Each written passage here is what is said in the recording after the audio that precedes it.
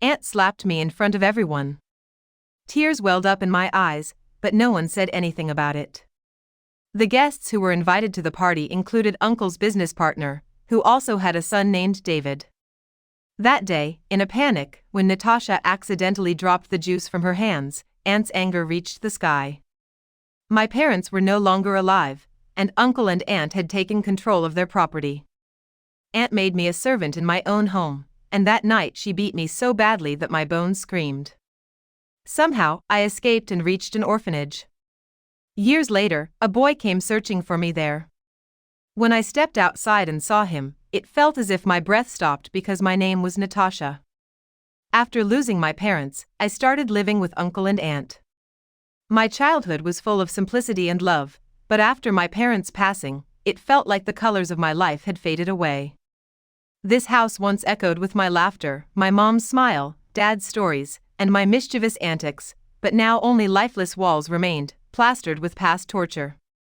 After my parents died, Uncle and Aunt kept me in their house, but not as their daughter. Aunt treated me as a burden and made me a servant, and Uncle did not even treat me like a human. They never accepted me as their own or like their child. I was just a girl who worked there. One day, when guests came for David's party, Uncle's business partner's son who had returned from studying in London, Uncle arranged a celebration to maintain good relations with his partner. Everything was done for him except for me. The moment I dropped the juice glass, Aunt's eyes filled with poison, and she slapped me hard in front of everyone, and everyone stayed silent. Even David stood quietly. I saw a flicker in his eyes, but he soon lost himself among his people. That night, Aunt beat me so much that my bones ached. I don't remember if I cried or fainted. All I remember is quietly leaving that house forever and coming to an orphanage. Sometimes, questions slipped from my eyes, but no one thought it necessary to ask. Time passed, but those days in that hellish place haunted me, what I endured there. Once, Aunt's daughter called me lazy and threw her clothes on my face before leaving. She was Uncle's daughter, a year younger than me, but she behaved as if I was her servant. I had made breakfast and was getting ready for university when she suddenly came to hand over clothes to iron. I couldn't refuse her because she was the beloved daughter, and I was just someone useful. Even if I said something, Aunt would beat me badly. So, I quickly ironed her clothes and went out to catch an auto. Yes, I used to take an auto to university. At that moment, Aunt's daughter's car passed by fast, as if deliberately trying to avoid me.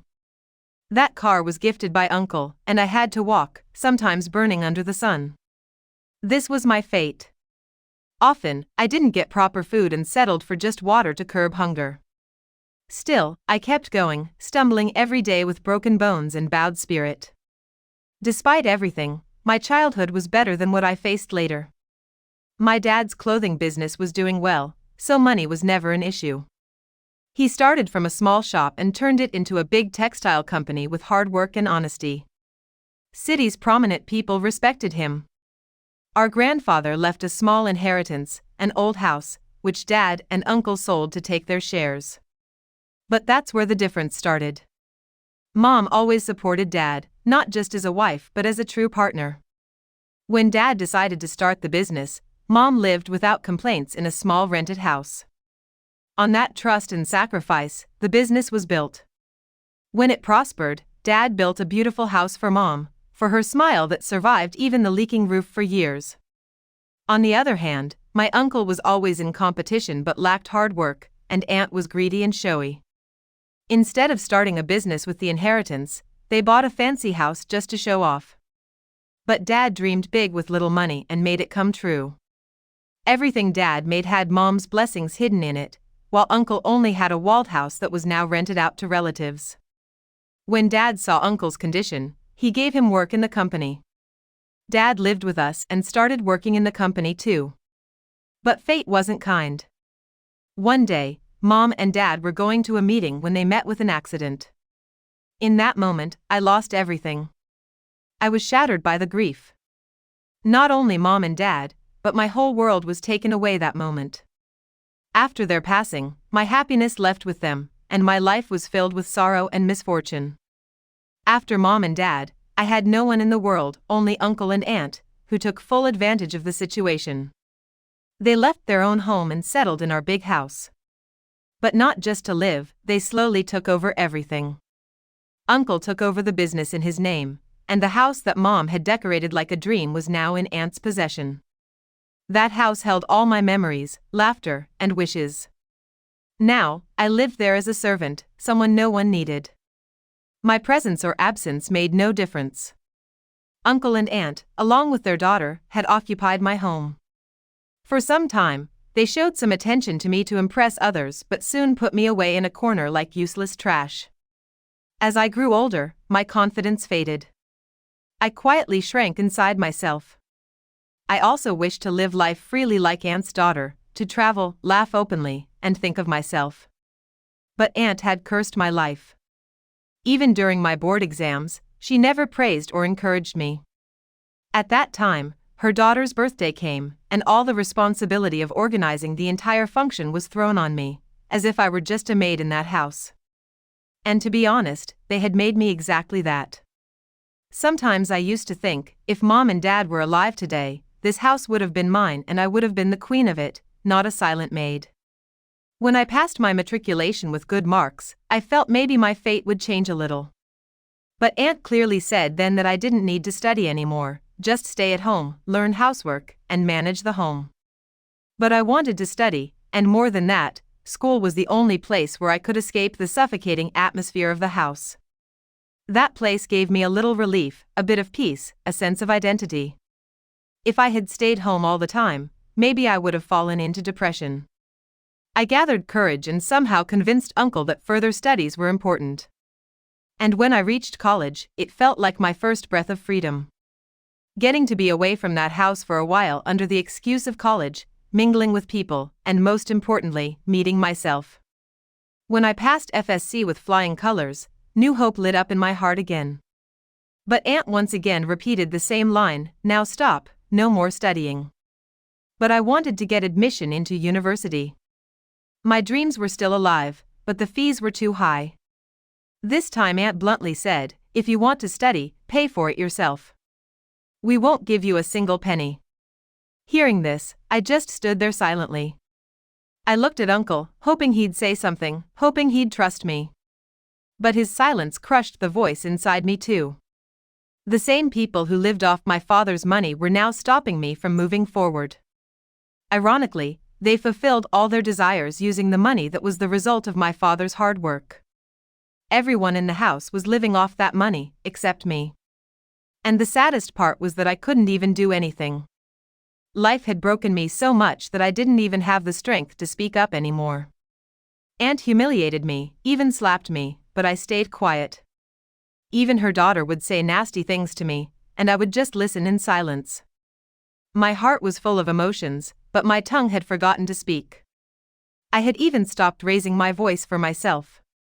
I submitted scholarship forms to 2 universities, but in my heart, I had already let go of all hope. It felt like this was just how my life would be now, 24 hours of Aunt's yelling, her taunts, and not a moment of peace. I began to feel like even God had turned away from me. But maybe God finally took pity on me. One day, a call came from a university. I had been awarded a full scholarship. For the first time, I felt I had given Uncle an answer without uttering a word, a reply that would be remembered. Aunt was sure I'd be stuck at home forever. But this time, she had to swallow her pride, because I got admitted to university. As I stepped out of the house, it felt like life might finally get easier. But on the very first day, I got ragged. Seeing my innocent face, not just Aunt and Uncle, but this world too assumed that I was born to be scared and made to cry. Some senior boys misled me to the restroom instead of the lecture room. As soon as I entered, they shut the door. I was completely alone, trembling in fear. Tears wouldn't stop flowing.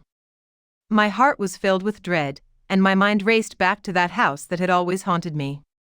Suddenly, the door opened, and a girl entered, like a beam of light in the darkness. She saw me, came close, hugged me, and wiped my tears with her palms. Without asking anything, she held my hand and took me outside. Standing there were the 2 boys who had misled me. There was no gentleness in her eyes, only fire, and for the first time, I felt like someone could understand my pain without even knowing me. As soon as we stepped outside, she shouted at them, "Don't you have any shame? You scared her so badly. What if something had happened to her out of fear?" Her eyes were blazing, and her voice echoed justice. But the boys just laughed like it was some joke. One of them, whom she called David, shamelessly said, "She looked like she'd cry, seemed like fun. Her eyes always look like she's about to cry anyway. A little more crying won't hurt." There was not even a hint of guilt on his face. Hearing that, my heart sank. But the girl didn't waste a second, she pushed David so hard he stumbled. Then she grabbed my hand and took me straight to the girl's room. There, I found out she was my senior. She had seen David guiding me alone and followed us just in time to save me before anything went wrong. Honestly, if she hadn't come, I might have died of fear that day. She clearly told me to stay away from David. He was a spoiled rich kid and had made life miserable for the entire university. Troubling others was his favorite game. I was already terrified on my first day, my heart shaking at the thought, is this what my future will be? In that moment, I thought I would have rather endured Aunt's taunts than face this humiliation. I felt completely shattered. That evening, I told the girl, who was just a senior until then, that I wouldn't return to university. But she explained and comforted me, saying, "Why are you backing down? This isn't right. Whatever happens, we'll face it together. Why are you so scared?" From that day on, she became my best friend, the first true friend of my life. Though a senior, she never made me feel inferior.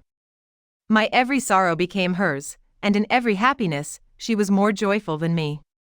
I remember, even in childhood, I had many friends. But when their parents found out my father was in the clothing business, one family made their daughter end her friendship with me. This world has always formed relationships based on benefit. As long as people gained from my father, they hovered around him. But after he passed, everyone's eyes changed. After so many years, someone becoming my friend from the heart felt like the first ray of light in a lifelong darkness. Talking to Mira, meeting her, always made me happy. She became someone who understood my pain without a word. Whenever I cooked something good, I'd secretly pack a little in a tiffin for Mira, hiding it from Aunt. She became a fan of my homemade rice pudding and potato parathas. But one day, suddenly Mira took leave. That day, I felt as if I was completely alone again in the university. It was like everyone's eyes were staring only at me. That very day, I had brought rice pudding for Mira. But my tiffin was stolen by David. Just seeing him made my breath stop. My body trembled with fear, and perhaps he enjoyed that very fear. While picking up the tiffin, he laughed and said, "You've got real flavor in your hands. Starting tomorrow, make Chinese food for me too. We'll share your homemade lunch." Hearing that, it felt like my soul had left my body. If Aunt saw me cooking anything on my own in the kitchen, it would be impossible. I barely managed to whisper, "I'll talk." But just imagining Aunt's face made the blood in my veins run cold. And David leaned into my ear and said, "If anything goes wrong, you'll be the only one responsible for what happens to you. Anyway, your spoon-fed friend won't be coming for the next 2 or 3 days. So think, who's going to save you now?" As soon as he said that near my ear, he suddenly shouted so loudly that my small, innocent heart felt like it forgot how to beat. My breath stopped out of fear. I clutched my bag tightly and ran without looking back. All I could hear behind me was his horrifying laughter. When I got home, I spoke to Mira. She was out of town and truly wouldn't return for at least 3 days. Knowing that broke whatever courage I had left. Going to university during those 3 days meant throwing myself in front of David, inviting him to scare me as much as he wanted. So I ended up taking leave from university. But even staying at home wasn't any less of a punishment. Aunt couldn't stand to see me idle and hosted a kiddie party with her friends at home, making me stand in the kitchen from morning to night. My back ached from cooking for so long. I never said anything to Aunt, but my heart was full. I cursed her inside, wished that the pain I was enduring would one day fall upon her loved ones too. And why not? When someone crosses every line of cruelty, even the helpless begin to curse. Meanwhile, Aunt treated her daughter like a princess from a royal family. Seeing and hearing all that made my heart ache deeply. All I wanted was for them to treat me a little better, just with the thought that whatever they had today was because of my mom and dad.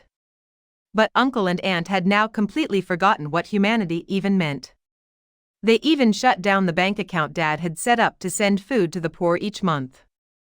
They didn't spare a single thought for the needy. It's said that the more someone gets, the more their greed grows. That's exactly what they were doing. The more money they gathered, the more their lust for wealth grew. They thought saving and hoarding money was an achievement, but in truth, they were losing themselves. I, on the other hand, was becoming just a shadow. Then, as I somehow survived those days, Mira returned after 3 days, and I started going to university with her again. But the moment I stepped on campus, it felt like David had been waiting for me. As soon as he saw me, he opened the cap of a bottle in his hand and moved toward me. I was terrified. My breath caught in my throat. My mind flashed to all those horror scenes from films, when a guy throws acid on a girl. I couldn't think what would happen next. Then, in the next moment, he splashed the entire bottle of ink all over my face and clothes. A scream escaped my mouth, so loud that even I was shocked I could shout like that. My scream startled David too, he hadn't expected that. David and his friends started laughing loudly at me. But what hurt the most was Mira's laugh. Even she couldn't stop herself from laughing at that moment. Maybe I really did look insane. My face and clothes were stained with ink, like someone had turned me into a public joke. David did it all just because I didn't bring food for him. He was the kind of guy who took revenge for everything, and in the most disgusting and vile ways. Now, it felt like every day, some or the other act of his was ruining my life. And Mira, watching all this, would say, "Hey, be thankful, at least he notices you. Do you even know half the girls in our department drool over him? They're crazy about him." I would listen but think, if a guy like David ever thought seriously about me, I'd rather die of shame. That man felt like poison to me. His nature was filthy. He was constantly involved with different girls. Everywhere, every corner of the campus, he was always with some girl. He was addicted to his own dirty habits. He was the crush of the entire department. But I couldn't even stand the sight of him. I would pray daily, "Dear God, either make this man human or lighten Earth's burden." But no, such people don't stop until they've ruined someone's life, until they've pushed someone to the edge of death. In my second year at university, my troubles grew even worse when Aunt's daughter joined the same university, and even the same department. Uncle and Aunt had lakhs of rupees for her fees, but not a single rupee for mine. To celebrate her admission, they even gifted her a brand new car. Meanwhile, I was still riding packed buses, alone and swallowing humiliation. The way she arrived at university, it felt like everyone's eyes were fixed only on her. She was indeed prettier than the sun itself, and the shine of wealth added even more to her charm. Every guy seemed to be crazy about her, and she treated this attention as her power. She walked around campus like the city and this university were built just for her. Seeing her made my blood boil, especially when she stepped out of her branded car and looked at me like I was just some dust on the ground. Every morning before leaving for university, she'd make me press her clothes, and because of Mira, I couldn't even say anything. But one day, Mira told me the real reason why she dressed up so much for university. The truth was, it was because of David. Yes, the same David whose very behavior scared the life out of me. Just like the other girls, she was madly in love with him. And for David, winning girls' hearts was nothing new. One day this girl, the next day someone else, flirting and switching partners was his worst habit. One time, I tried to advise her like an older sister and simply said that David was not a good guy. Don't fall for him. He's extremely rude. But Natasha looked at me as if I had spat poison and immediately kicked me out of her room. The very next morning, as I left for university, David's car suddenly stopped in front of me. Without saying a word, he forcefully dragged me into his car and said, "Now you question my character? I'll show you what I really am." His eyes and behavior were so terrifying that my entire body started trembling.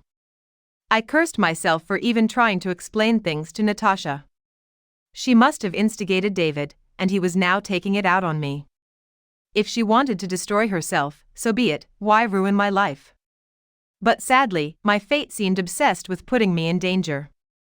I was now badly stuck in David's trap. My face turned pale with fear, my heart pounded loudly, and I kept thinking, what if he took me to a deserted place? What would happen to me?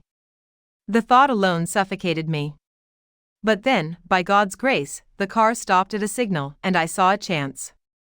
I gathered all my strength and, for the first time in my life, showed real courage. I bit David's arm hard. Yes, the same David who was doing all this to avenge his so-called insult. I bit him so hard he screamed in pain, and somehow, I managed to free myself and jumped out of the car. It wasn't just any street corner, there were police nearby. David couldn't do anything and had to drive away. I, however, fell hard on the road, my arm was scraped, my leg injured. I limped away, leaving behind my phone, bag, and books in David's car. The police helped me and dropped me home. But as soon as I reached the door and tried to catch my breath, Amanda, my aunt, was back to her old self. Without asking what had happened or how I was, she just said, "Oh good, you're back. We have guests coming, take care of everything." No one asked how I got hurt, what had happened to me, or what condition I was in. Orders continued to pour in. I returned to the same hellish life. She must have called her friends the moment she saw me return, just to ensure I didn't rest even for a second. I was in terrible shape, pain in my arm, swelling in my leg, and emotionally, I was numb. But all Amanda cared about was her breakfast. No one cared about me. All I wanted to do was hide under a blanket and cry my heart out over my helplessness. But helplessness is strange, it makes you do things you don't want to. I swallowed my tears and limped into the kitchen. Every movement of my arm was agony, but still, I had to chop vegetables, cook lentils.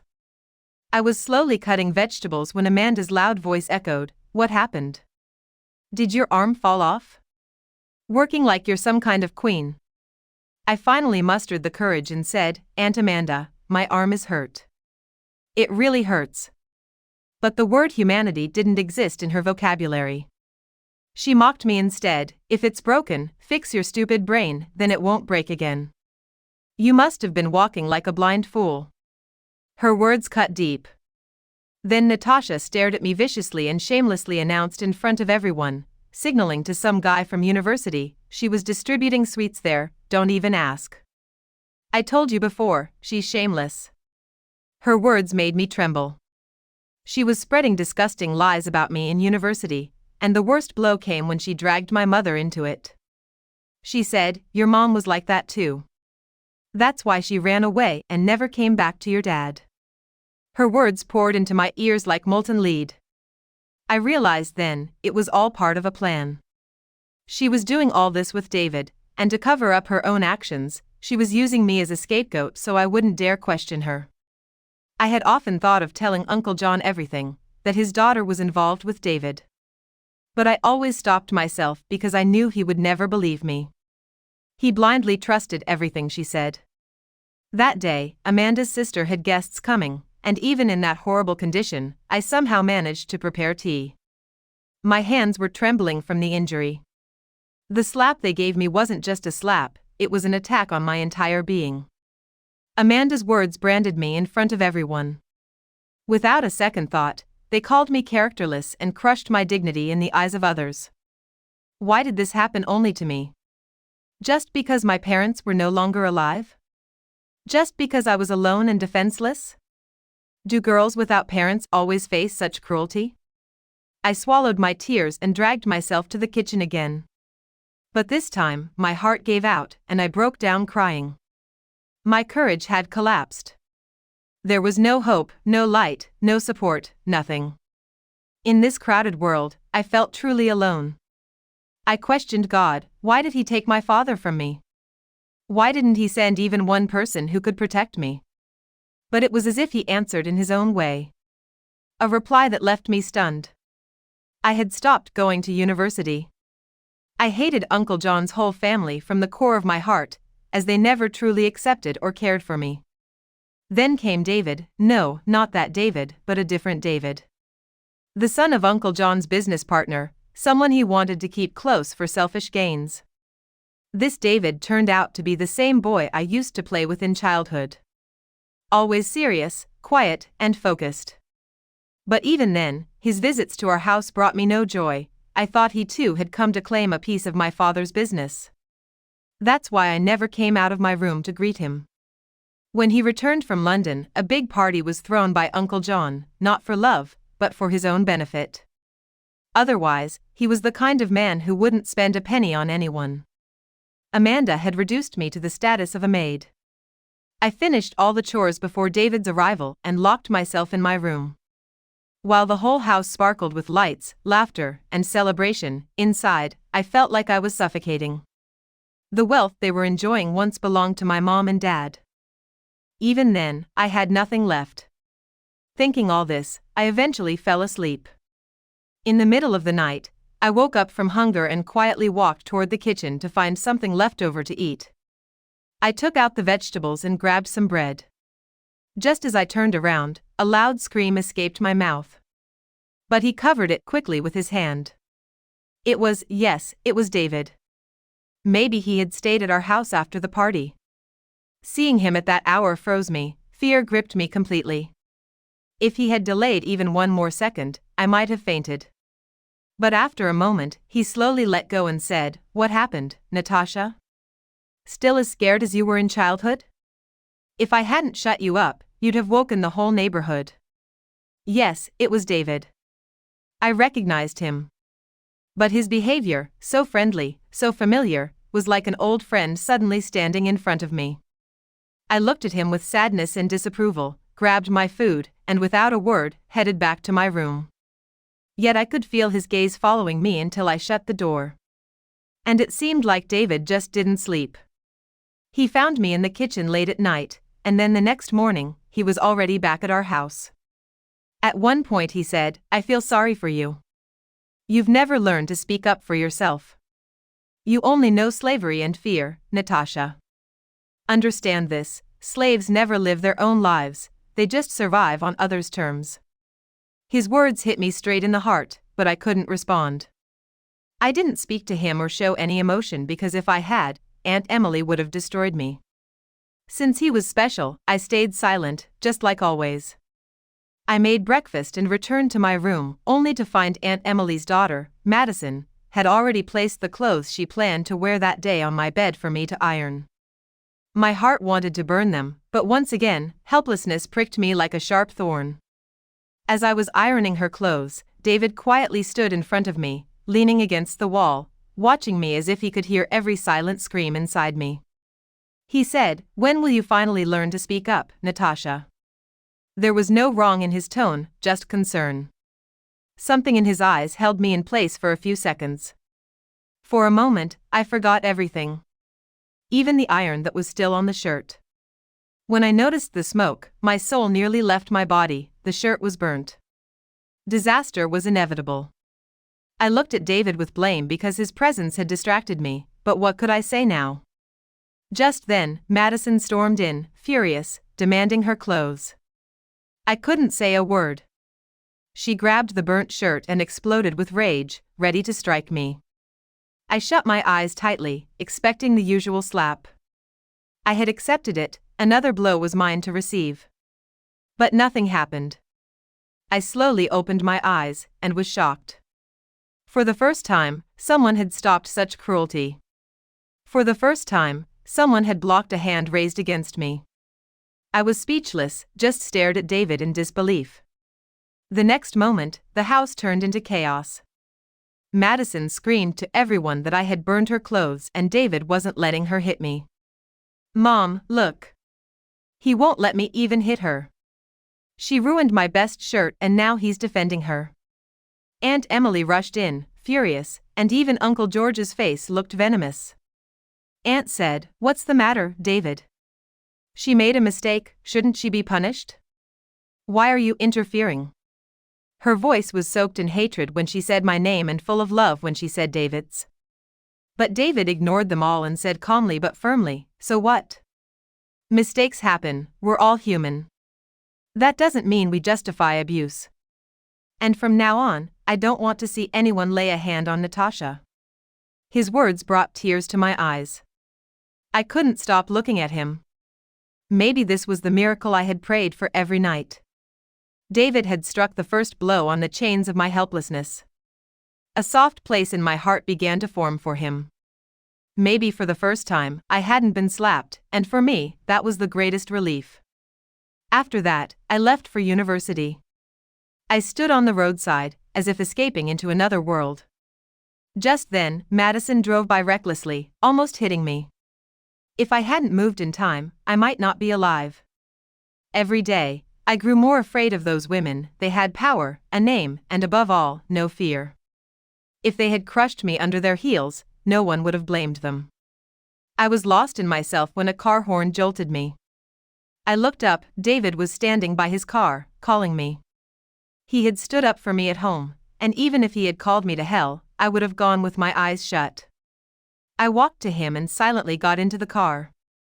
The whole ride we were quiet. He said nothing, I said nothing, but our hearts said everything. He dropped me off in front of university and left. That whole day, one name echoed in my mind: David. The blush on my cheeks told me clearly, I had started liking him. He was the first man in my life who had fought for me. When I returned from university, Aunt Emily looked at me and turned her face away. Maybe even she had no words for once. Night came. I couldn't sleep, so I went to the terrace and stared up at the sky, where maybe my mom and dad were. I missed them terribly. Just then, a hand on my shoulder made me jump and scream, but he held my hand tightly. "What is it, Natasha? Why do you always scream so much?" David stood there, arms folded. I lowered my head and softly said, "I didn't know it was you." His smile deepened. "So if you had known, you wouldn't have screamed?" he asked. "I came to talk to you." As he said this, his eyes locked onto mine, and I turned red with embarrassment. "But why did you have to come at night?" I asked softly. In his eyes, there was something that seemed to pierce my very soul, and the next moment, without saying anything, he knelt down before me, and like magic, there was a rose in his hand. For a moment, I was frozen in place. He said, "Natasha, I have started liking you. Now I feel I can't live without you. I've fallen in love with you. Will you accept my love?" His behavior, the rose, him kneeling felt like a beautiful dream. I never imagined that someone would love me so much to kneel for me. My heart truly erupted with joy, and my eyes smiled. He knew what my answer would be, but still wanted to hear it from my mouth. I gently nodded and took the rose from his hand. Thus, I accepted his proposal, and at that moment, it felt as if all the happiness in the world descended into my eyes. Then he stood and hugged me warmly. For a few moments, I was frozen, my heartbeat stopped. It was the first time someone had hugged me so tightly with love and happiness. I didn't like that we weren't married yet, and David held me in his arms like that. But maybe his joy was such that he couldn't hold back his feelings. That night, David said many sweet things and made big promises, and I accepted everything with my eyes closed, setting just one condition: that until we marry, he should keep physical distance. David agreed to that. At that moment, I realized this boy was special not just in words but also in understanding. He dug deeper into my heart. The next morning, my eyes shone with beauty because it was the first day of our love, but who knew that same day would turn out to be the worst for me, killing my happiness. I got ready, had breakfast, and left home. David came to drop me at university. For the first time, he got out of the car with me, just wanting to see my department. We smiled while walking, as if life was giving a new start. But as soon as we stepped inside the department, my soul shivered. My pictures were pasted on every wall, every board, every corner, ridiculous, false, and shameful images that crushed my honor and existence. I looked down, avoiding eye contact. Everyone stared at me badly, some laughed, some taunted. I felt completely shattered and broken inside. Then my eyes met David's, filled with suspicion, a disgusted look, as if I was a fallen girl. Without a word, he silently turned away and left without looking back. My Prince Charming had left me alone in my worst state, and I stood like a stone, tears replaced by a flood of pain. At that moment, the head of the department summoned me, starting not only humiliation but a series of punishments. I ran away and locked myself in my room. Days passed like this.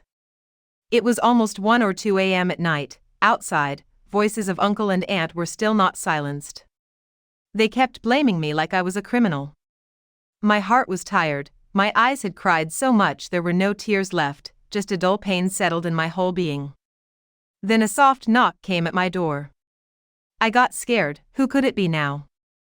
At first, I thought maybe uncle had come to inflict new torture.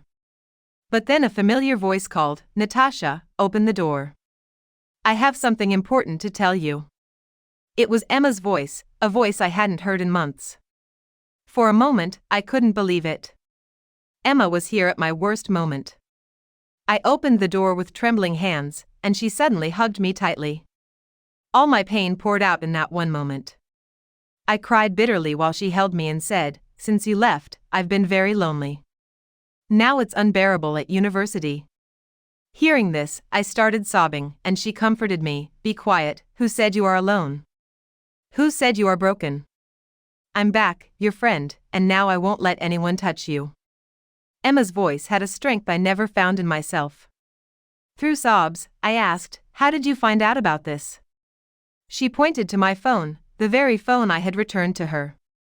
When she saw my condition on Instagram and elsewhere, she couldn't sit peacefully even for a moment. That night became the night of decision for me. "Natasha, don't sit silent anymore. This fight is mine too," she said, pulling out documents from her laptop bag, cybercrime reports, university complaint forms, and a lawyer's notice. Emma had prepared everything in advance. Now Sanjay won't be spared, and whoever is involved, their masks will be removed. Hearing this, the broken girl inside me felt rebuilt again. For the first time in a long time, I felt not only loved but responsible. This was the turning point where Natasha's story began to come back. That night was the most terrifying, poisonous memory of my life. He came into my room and tried to force himself on me, saying, "If you give pleasure to others, why not me?" Moving toward me, he grabbed my hands. I tried to free myself but was powerless in his grip. He threw me on the bed and leaned over me. What I thought was love had turned into brutality. The David I had trusted and loved was now trying to tear me apart. I was trembling badly, suffocating. But a fire burned inside me, the fire to save myself. I grabbed the alarm clock beside me and hit him on the head. Time seemed to stop for a moment. He screamed in pain and turned away. But I got no relief. I immediately got up, unlocked the door with shaking hands, and barefoot ran down the stairs out of the house. Darkness covered the sky, but a darker shadow had descended within me, the darkness of dying from betrayal. I didn't know where to go or whom to turn to. But one lesson was clear: if I complained to uncle and aunt, then they would only blame me. David was like a son to them, and I was just a burden, a spoiled girl. There were no tears in my eyes now, only hatred, for my situation, those people, and myself for ever trusting anyone. I just ran on. In the darkness, in the shadow of fear, there was no thief, no path, only a stubbornness that I would listen to no one, rely on no one's favors. That night, I made a promise to myself that from now on, my life would belong to no one else. I would write my own story with my wounds, my courage, and my truth. After that, my path was toward the gate that I crossed to leave that house forever. I kept running, trembling steps, scared eyes, and a soaked soul, praying at every turn that I would never have to look back. That house was no longer just brick walls, it had become a prison where my soul was killed daily, where relationships only brought poison. I was running wildly on the road, losing myself, with no destination, no understanding of the way. My breaths were fast, and my heart felt broken like a storm inside. Suddenly, I collided with a car and fell to the ground. Then I lost consciousness. When I woke up, the white ceiling of the hospital was above me, and a worried stranger woman was sitting nearby. She was the one who had hit me with her car but didn't leave me behind. When she asked for my address, I bowed my head, thinking what to say, to whom, as I had no home, my own family had made my life a hell. The woman seemed to understand everything from my silence that I had no home. When I got better, she left me at an orphanage, a place where the father's name is not asked behind the name, where some faces share pain. I accepted that orphanage as my home. I learned to live there peacefully, to breathe again. Since I was educated, I started teaching children and, in return, got 2 meals a day, a roof, and a little peace. Time crawled slowly and then started flying. Days passed into months, then 3 years, and in those 3 years, I learned to piece myself together, to understand my pain. I stopped complaining to the higher power and tried to understand his decisions. I learned not to hide my wounds but to embrace them. Then, after those 3 years, one day I suddenly saw him and felt as if my breath stopped, as if time had frozen, and I turned to stone. Standing before me was David, the same David who once meant everything to me and then broke me. Now he had come to the orphanage carrying food boxes. The same David who never used to look at anyone was now humbly feeding everyone. His eyes no longer had the same cruelty but showed remorse burning inside. When my turn came, his eyes met mine, and I froze hearing the silence. His eyes were a flood of guilt, love, longing, and waiting, everything that examples long for. Without saying a word, I left the food there and walked inside. I had forgiven him because I had learned that forgiveness is honored by the higher power, but anger still lingered, refusing to fade from my heart. Sitting quietly inside, the door opened without permission, and he entered. Before I could say anything, he fell at my feet trembling, his head at my feet, saying, "Natasha, I am your sinner. Whatever punishment you give me, I accept, but God is witness that I truly loved you." That day, for a moment, I became a beast, but since then, I have been burning in that fire of guilt every day. After you left, my world became empty.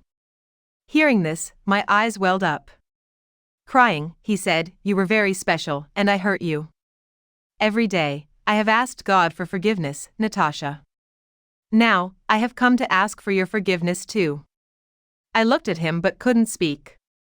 Yet, my heart, which had turned to stone for years, suddenly began to melt. Perhaps his remorse was greater than my anger. Then he paused and said, "Do you know, Natasha, how much God loves justice? He showed everyone their true place. John, who had circulated your pictures, is finished. Once he used a girl and left her, and that girl was your aunt's daughter. When it was known she was pregnant, there was an uproar in the family. His mother poisoned her, his father had a heart attack from the grief, and your aunt, after killing her daughter, couldn't forgive herself. Her mental health deteriorated, and now she's in a mental asylum. And John, who used to chase girls, now can't even move from his bed. An accident gave him more pain than life. He can neither speak nor walk, only watch and perhaps suffer his punishment every moment. Your silence weighed heavily on all of us, Natasha. You were truly God's favorite. None of us understood that. So many atrocities were committed against you. But now God has given justice. He spared no one, Natasha. We have received the full punishment for what we did to you." David sat broken in front of me, scattered in broken words, saying he was tired of searching for me, and now that he found me, he would never let me go. That house and business belonged to my father, and my uncle, on his deathbed, asked him to return my rights. He wanted to return them to me, just asking me once to forgive him, to save him from ruin. He held my hand trembling, but my gaze was no longer on any person, only lifted to God above. I had burned myself in the fire of pain and disgrace, but in return, God punished all those who destroyed my life beyond limits. Then I told him to leave because I couldn't put myself again in that trust that once burned me to ashes. I had forgiven him, but I still hadn't returned to myself. Then an elderly woman from the orphanage, who always understood my pain, held my hand and said that if someone realizes their mistake and repents with their soul, forgiving them is the greatest act, and the one who forgives is truly great. Her words sparked a battle in my heart, Would I always keep nursing my wounds like that girl, or become like that woman who lives as a healing balm instead of scraping scars? I didn't forgive my wounds, I forgave David, and then I married David simply at the orphanage. When I was leaving with David, only one thought stayed with me, that if someone leaves home in the morning and returns in the evening, they are not lost, that path is called lost. David was my path. He took away my dignity, my identity, everything, stealing it from the place that was rightfully mine. He loved me with a true heart, and today, I was not only his wife but also the most precious treasure of his life. After marriage, everything in David's house was new: the walls, the atmosphere, relationships, and most importantly, my own identity. David treated me with immense love, taking care of every little thing. But still, a fear lingered in my heart. Trusting love isn't easy, especially when the same love had once turned into a dagger. Every time David came close, I drifted back to the painful past, helpless, broken, and scared. David sensed that I no longer just wanted his company but wanted to stand up for myself. He never pressured me but understood the trouble reflected in my eyes. One day, I stood in front of the mirror, looking at myself. Was I still the same girl everyone had beaten, suppressed, and crushed, or was I becoming someone who would protect herself? From that day on, I decided not just to live but to change, and to become the voice of every girl who was like me, who I once was. With this resolve, I started working with a women's support organization in the city. Gradually, I began telling stories to the girls who came there and saw my own reflection in their eyes. I was no longer just a silent woman but one who knew the law. David stood by me during this time, sometimes from afar, sometimes with his love, and sometimes just standing at the door at night to remind me I was not alone. After 3 years, I became the head of a women's rights organization.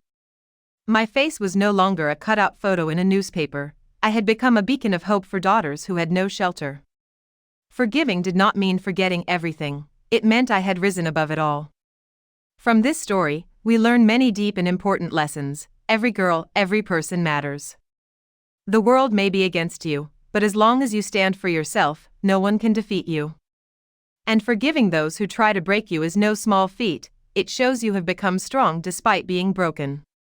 That's why forgiveness is essential, and love is not just words but respect, trust, and valuing a person. A true partner is someone who understands your no, just like David became for me. People think women are nothing, just a doormat, but later they realize storms have broken her, yet she has pieced herself back together to become a profound example for the world. And one more thing to remember: you don't need to seek revenge. What goes around comes around. Just be good. God is watching everything: who is wrong, who is right, who hurts whom, and who wishes well for whom. Friends, I hope you liked our story. If you did, please like the video. If you're new to the channel, subscribe, and don't forget to hit the notification bell to get the next update first.